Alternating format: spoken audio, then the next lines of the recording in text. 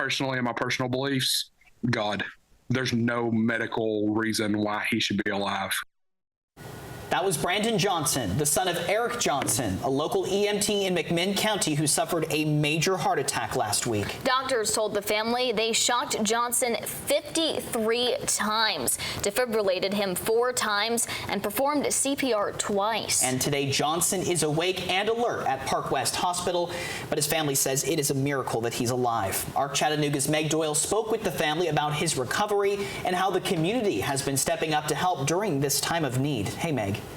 Good morning, Dane and Hannah. This is Eric Johnson and his 2 sons, Tyler and Brandon. And as of today, he is alert and talking after suffering from a major heart attack. The Johnson family have all been EMTs at some point, with Eric first getting his EMT license in 1986. He worked as an EMT in both Bradley and McMinn counties to support his late wife's medical expenses. However, this is not the first time the Johnson family has had a major health scare. Eric's son Tyler suffered from a heart attack when he was just 24 years old while doing CrossFit. They discovered a rare vascular disease in his heart, but he has since made a full recovery. And Eric's late wife, Erica, died of cardiac arrest in his arms just 13 months ago. Eric remains on constant dialysis, but is now talking. MRI scans show he had a couple of mini strokes, but the doctors do not believe there's any brain damage with those. Eric's friend of 40 years, Lance, says Eric is the type of guy you can depend on for anything, and he truly is a lifesaver and a fighter in more ways than one. He would fight through any pain. He would fight through, dehydration or whatever to try to help somebody else. If you needed something, all you had to do was call him. Yeah. That's the kind of person he is. Just looking at the situation, I gave him a 5% chance of living when I left Monday night. Like I said earlier, that was it. I kissed him goodbye, told him to tell Mom that we loved her, and that was it. I'm shocked that I was able to speak to him and him understand me yesterday. Is just, no matter where we go from here, is positive. Eric has a long road to recovery ahead of him, and the family is asking for continued prayers during this time.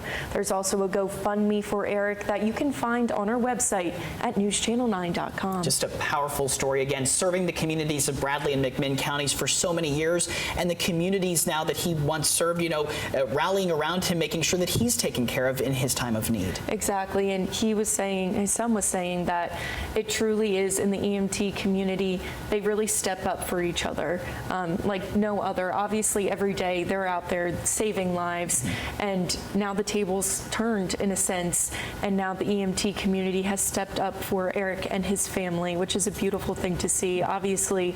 And just the fact that his one son Tyler went through something similar when he was just 24 years old. So a family that has experienced a lot of hardships, but their resiliency is inspiring. That's a great point that you bring up, Meg. Oftentimes, of course, we think of EMTs as the people out there saving lives in our local communities, but you don't often think about EMTs being the ones that need saving, especially his family having that experience as well. We heard from his son saying, they were ready to say their goodbyes. They were ready to accept his fate and what had happened, and we just see a complete miracle situation here. Those stats I read in the beginning about how many times he was trying to be shocked and to revive him. That's not something you hear often with a success story at the end. So truly a story of perseverance and, again, community, people surrounding him and filling him with a lot of love while he continues to recover. We've heard just how strong of a person Eric is, and so obviously making that recovery will take some time, but we heard from the family that he's already up, he's understanding, which is incredible. It's huge, absolutely. And the main reason the son was telling me that the doctor kept going, he kept shocking him because his skin color color was still, like normal. He said it didn't look like he was losing that. He had that fight in him that the doctor recognized, which is a miracle, obviously. And the fact that just 1 week later he's already awake and talking is incredible. But yeah, definitely the family needs continued prayers and support during this time, and that GoFundMe link is on our website. Certainly an amazing story, Meg. We continue to pray for him and support his family. Thank you so much. Yes. Let's